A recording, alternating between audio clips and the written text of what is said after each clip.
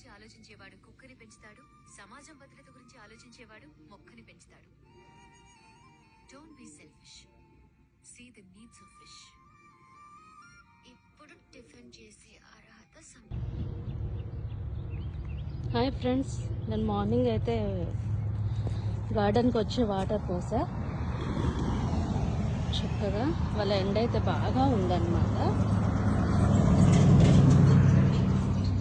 చూడండి, అన్ని పెద్ద పెద్దవి అయ్యాయి చక్కగా.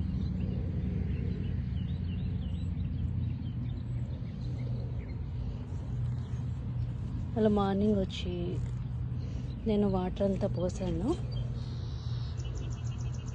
సో బ్రేక్ఫాస్ట్ చేసే అర్హతని సంపాదించుకున్నాను. చూసారా చక్కగా.